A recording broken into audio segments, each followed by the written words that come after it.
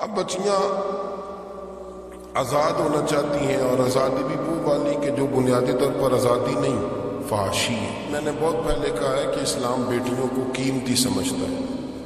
جس بندے کے پاس 20 تولے سونا ہو وہ چوک میں لے کے نہیں آتا، وہ قیمتی چیز ہے، اس نے چھپا کے رکھی ہوتی ہے۔ تو جو نبی پاک صلی اللہ علیہ وسلم کا کلمہ پڑھنے والے بیویاں، اسلام انہیں قیمتی سمجھتا ہے، کہتا ہے کہ تم قیمتی ہو لہذا گھر کے اندر رہو، تم باہر نہ ہو۔ لیکن عورتیں ہیں کہ ان کو بلا وجہ لوگ خراب کر دیتے ہیں، اور بلا وجہ وہ اس مغالطے کا شکار ہو جاتے ہیں۔ اب آگے بڑھتے ہیں۔ قرآن مجید نے سورہ نور کی آیت نمبر 30 میں کہا کہ کل للمؤمنین یغضوا من ابصارہم، فرمایا کہ اے محبوب علیہ السلام مومن مردوں سے کہہ دو کہ اپنی نظریں جھکا کے رکھیں، اپنی نظریں۔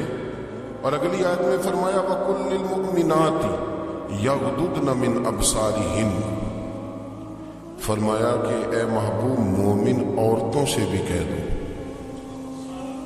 کہ اپنی نظریں جھکا۔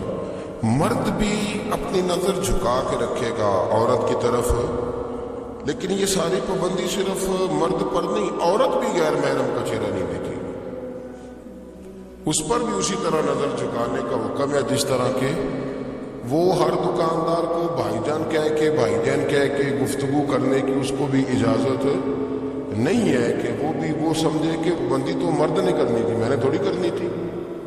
وہ جس کے پاس جائے، جہاں بھی جائے، ڈاکٹر کے پاس جائے، باہر جائے، تو وہ جس طرح مرضی اس کا دل چاہے وہ بات چیت کرے، اس کی عورت کو بھی اجازت اسلام نہیں دے۔ بنیادی طور پہ اسلام شرم و حیا کا دین ہے، حیا کی بات کرتا ہے۔ حیا کی جب ہم تعریف کرتے ہیں تو حیا کی تعریف یہ ہے کہ کوئی کبھی چیز دیکھ کے نا تو آپ کی طبیعت میں کراہت محسوس ہو، آپ کوئی غلط جملہ منہ سے نکالتے ہوئے ذرا جھجکیں، آپ کوئی غلط بات کرتے ہوئے تھوڑا بوجھ محسوس کریں۔ ہمارے ہاں تیزی سے فروغ پایا ہے بے حیائی، سنگیوں کی محفلیں، یاروں کی محفلیں، اس میں غلیظ گفتگو ہوتی ہے، اللہ ماشاءاللہ۔ جن دوستوں کو بڑی پاک صاف گفتگو کرنی چاہیے، دوستی کا رشتہ بڑا مقدس رشتہ ہے، جو یہاں ایک دوسرے سے پیار کریں گے جنت میں بھی اکٹھے داخل کیے جائیں گے۔ شرط یہ ہے کہ پیار اللہ رسول کی رضا کے لیے ہو، لیکن اس کے اندر اگر آپ کی گفتگو کچی ہو، کمزور ہو، فحاشی والی ہو، عریانی والی ہو، وہ ہمارے ہاں تو اب اس کو لوگ فیشن سمجھتے ہیں، اس کو مردانگی کی علامت سمجھتے ہیں کہ وہ جی ساری باتیں ان کی وہاں ہو گئی، اور جس کا جو جی چاہا اس نے کہا۔ آپ جب حیا کے دائرے میں ہوتے ہیں تو آپ خود بھی سکون محسوس کرتے ہیں۔ دیکھیں نا، آپ کو نیند سکون سے کہاں آتی ہے؟ جہاں کمرہ بند ہو، چاروں جانب دیوار ہے، اوپر چھت ہے، خالی دروازہ بھی کھلا ہوا ہونا تو جب بندہ سکون لینا چاہتا ہے تو کہتا ہے یار ذرا دروازہ ذرا بند کر دو۔ وہ اچھی طرح اپنے آپ کو چھپا لیتا ہے نا حیا کے پردے میں، تو اللہ اسے سکون عطا کرتا ہے۔ اور جو اس سے بھی زیادہ ٹھنڈی نیند میں جانا چاہتا ہے وہ کہتا ہے لائٹ بھی بند کر دو۔ اب وہ مکمل طور پہ سمجھتا ہے کہ میں چاروں جانب سے چھپ گیا ہوں، اگر میں کھل کے بھی سو جاؤں گا تو میرا چونکہ پردہ قائم ہے تو مجھے کوئی دشواری نہیں ہو۔ آپ جب چھپ جاتے ہیں، جب آپ حیا کے اندر سمٹ جاتے ہیں، جب آپ چادر کے اندر آ جاتے ہیں تو آپ بہت ساری جگہوں پہ آسانی محسوس کرتے ہیں۔ تو حیا تو آپ کو سکون دیتی ہے، حیا تو دل کو راحت دیتی ہے۔ میں بڑی ذمہ داری سے بات عرض کرتا ہوں، قرآن مجید نے نا ایک مقام پہ مذاق کو، ایک مزاح ہوتا ہے خوش طبی، وہ نہیں، مذاق اڑانا، قرآن پاک نے نا مذاق کو ایک جگہ پہ جاہلوں کا طریقہ بھی قرار دیا۔ بنی اسرائیل کے لوگوں سے حضرت موسیٰ نے کہا کہ گائے ذبح کرو اور ایک ٹکڑا مقتول کو مارو، زندہ ہو کے خود بتا دے گا مجھے کس بندے نے قتل کیا۔ تو کہنے لگے آپ ہمارے ساتھ مذاق کر رہے ہیں؟ تو قرآن مجید کہتا ہے کہ حضرت سیدنا موسیٰ علیہ السلام فرمانے لگے اعوذ باللہ ان اکون من الجاہلین، فرمانے لگے میں اللہ کی پناہ مانگتا ہوں کہ میں جاہلوں میں سے ہوں۔ یہ مذاق کرنا تو جاہلوں کا طریقہ ہے۔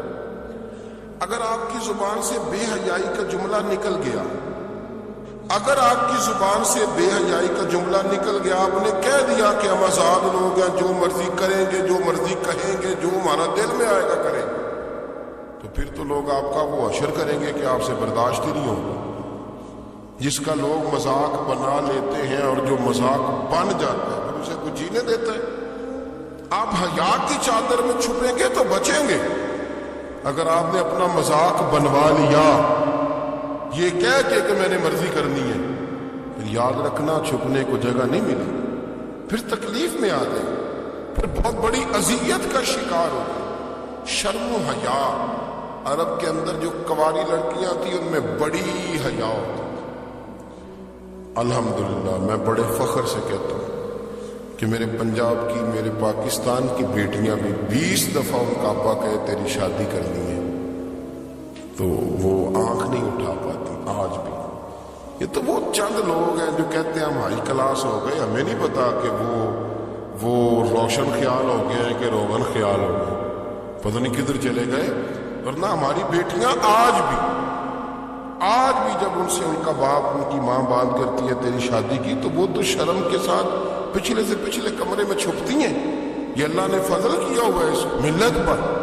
تو عرب کی لڑکی بڑی حیا والی ہوتی تھی، اس سے کوئی بات کرنی پڑتی تھی تو 20 دفعہ بات کی جاتی، پھر بھی وہ عورت چھپتی پھرتی تھی۔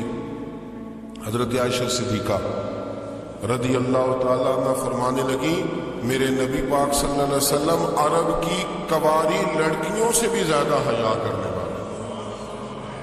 قاضی ایاز مالکی نے، شیخ عبدالحق محدث دہلوی نے، دیگر بزرگ جو سیرت نگار گزرے انہوں نے لکھا ہے کہ نبی پاک صلی اللہ علیہ وسلم کے اندر 100 مردوں سے زیادہ طاقت تھی،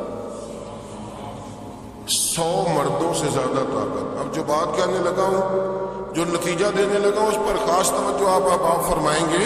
ذرا فکری طور پر، نظریاتی طور پر ایک چیز کو سمجھیے۔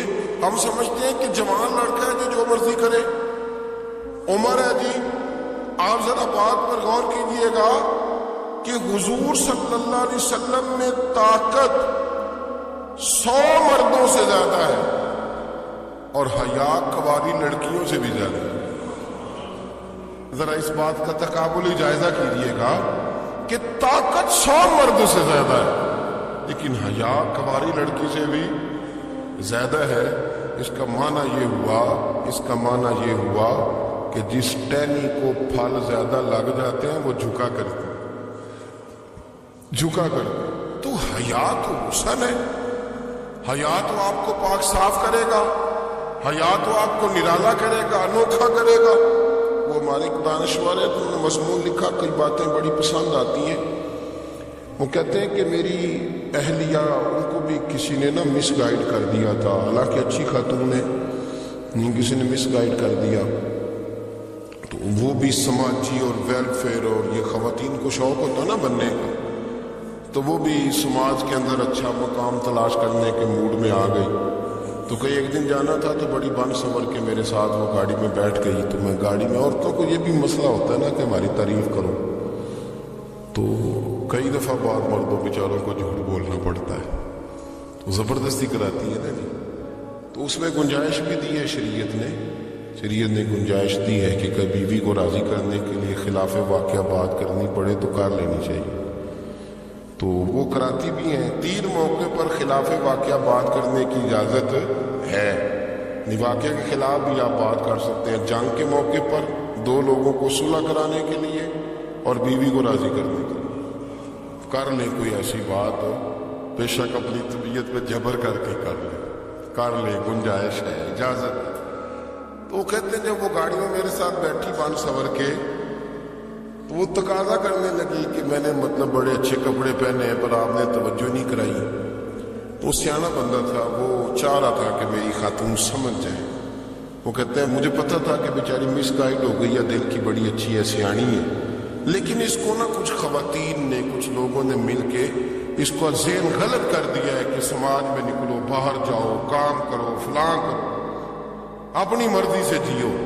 تو میرے ساتھ گاڑی میں بیٹھی کہیں جانے کے لیے، تو مجھ سے کہنے لگی کہ آپ نے میری طرف توجہ ہی نہیں کی، آپ نے کوئی ذکر ہی نہیں کیا کہ میں کیسی لگ رہی ہوں۔ تو وہ کہتے ہیں میں نے اسے کہا کہ اگر تو ناراض نہ ہو تو پھر میں صحیح والی تعریف کر دوں. تو اس نے کہا کہ آپ کر دیں. تو کہتے ہیں میں نے درد سے اور خلوص سے اپنی بیوی سے کہا، خلوص کے ساتھ. میں نے کہا میں تو روز گھر ہوتا ہوں، روز شام کو گھر ہوتا ہوں، اگر تو میرے لیے تیار ہوتی تو میں تیری تعریف کرتا، لیکن آج تو باہر جانے کے لیے تیار ہو، تو پھر ان سے تعریف کی امید رکھ جن کے لیے تو نے تیاری کی. میرے لیے تیاری کرتی تو میں تو ہر شام تیرے پاس ہوتا ہوں. کہتے ہو میرے لفظوں میں درد تھا تو وہ بھی رو پڑی. اور کہنے لگی آپ گاڑی روک دیں، مجھے باہر جا کے کسی کو راضی نہیں کرنا، میں نے اسے راضی کرنا ہے جس کو رب کریم نے میرا شوہر بنایا اور میرے لیے منتخب کیا ہے میرے ماں باپ کو. میں واپس لوٹ گئی. یہ ایک پہلو ہے سلگتا ہوں، اس کو سمجھا جائے. رسول کریم صلی اللہ علیہ وسلم عرب کی کواری لڑکیوں سے زیادہ حیا والے تھے. کواری لڑکیوں سے زیادہ حضور حیا فرمایا کرتے تھے. جب خانہ کعبہ کی مکہ شریف میں تعمیر ہو رہی تھی نا، اہل عرب اس کو تعمیر کر رہے تھے، تو نبی پاک صلی اللہ علیہ وسلم اپنے چچا حضرت عباس کے ساتھ خانہ کعبہ کی تعریف میں مصروف تھے. تو عرب کے لوگ چونکہ لمبا کرتا پہنتے تھے پیروں تک، تو نیچے اگر کسی وقت کوئی چیز نہیں بھی ہوتی تھی تو کسی کو وہ نظر نہیں آتی تھی، کیونکہ پردہ رہتا تھا، لمبا کرتا پہنا ہوا ہوتا تھا. تو جب بچے، سرکار کی عمر مبارک بھی ابھی تھوڑی تھی، تو اس طرح بچے جب نکلتے تو وہ کئی دفعہ اپنی تہمت اتار دیتے نیچے سے، اور کوئی مزدوری کرنے لگتے تو 3-4 طے کر کے نا تہمت کی کندھے پہ رکھ لیتے. جس طرح کبھی دیہاتوں میں لوگ کپڑا سر پہ رکھتے تھے کہ اوپر اگر کوئی وزنی چیز رکھیں گے تو وہ تکلیف نہیں دے گی. نبی پاک صلی اللہ علیہ وسلم بھی سب لوگوں کے ساتھ خانہ کعبہ کی تعمیر میں شامل تھے. تو حضرت عباس رضی اللہ تعالیٰ عنہ نے کہا حضور سے، ابھی اللہ نے نبوت بھی نہیں فرمایا تھا، بھتیجے آپ بھی تہمت اتاریے. یہ صحیح مسلم میں حدیث موجود، اور اس کو کندھے پہ رکھ لیجیے، آپ اینٹیں اٹھا اٹھا کے لا رہے ہیں تو ذرا آپ کو تکلیف نہیں ہوگی. تو سرکار دو عالم صلی اللہ علیہ وسلم سے یہ بات کہی اور پھر جلدی سے حضور کی تہمت کو نکال کے نا، حالانکہ لمبا کرتا پہنا ہوں، تو وہ جیسے ہی ان کے کندھے پہ رکھا اینٹیں رکھنے کے لیے، تو سرکار تو زمین پہ گر گئے، بے ہوش ہو گئے، آنکھیں آسمان کی طرف. اور پھر حضور پکار رہے آزاری آزاری آزاری، میرا تہمت دے دو، میرا تہمت دے دو. کبھی کوئی شخص اس وجہ سے بھی بے ہوش ہوا ہے کہ میرے وجود سے کپڑا اتر گیا، حالانکہ سرکار پر وہ بے ہوشی بھی نبی پاک کا وہ جو غلبہ ہے نا شرم و حیا کا، اس کی وجہ سے. ورنہ تو حضور فرماتے ہیں کہ میری آنکھیں سو جاتی ہیں، دل تو میرا اس عالم میں بھی جاگتا رہتا ہے. تو سرکار زمین پہ تشریف لے آئے، آنکھیں میرا تہمت دے دو، میرا تہمت دے دو. تو جلدی سے انہوں نے تہمت دیا تو حضور نے باندھ لیا. پھر طبیعت مبارک میں تسلی ہوئی. یعنی ہم اس رسول کے غلام ہیں کہ جن کے تو وجود سے کپڑا اتر جائے تو حضور برداشت نہیں کرتے، قبول نہیں فرماتے، تکلیف شروع ہو جاتی. لیکن یہاں نوجوان ہے اور بڑا قد کاٹ ہے اور بڑے بڑے سمجھدار لوگ ہیں، گرمی آتی ہے تو شارٹ کپڑے پہن کے گھومتے ہیں. ان کو خیال نہیں کہ یہ وہ والا لباس ہے جو باہر تو کیا گھر میں اماں کے سامنے نہیں پہننا چاہیے، بہنوں اور بیٹیوں کے سامنے نہیں پہننا چاہیے. آپ کی گفتگو میں شرم و حیا ہو، آپ کے لب و لہجے کے اندر حسن ہو. آپ کو پتہ ہے نبی پاک صلی اللہ علیہ وسلم نے فرمایا میری امت میں سب سے زیادہ حیا کرنے والے عثمان غنی، عثمان غنی سب سے زیادہ حیا کرنے والے.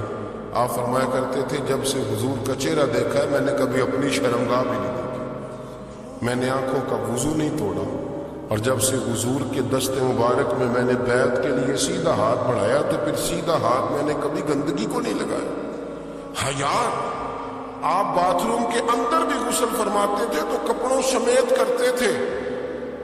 کسی نے کہا حضرت واش روم کے اندر کیوں نہیں کپڑے اتارتے؟ آپ فرمانے لگے باہر بندوں سے حیا کرتا ہوں، اندر جاتا ہوں تو رب سے حیا نہیں شروع ہو جاتا، وہ تو دیکھ رہا ہے نا.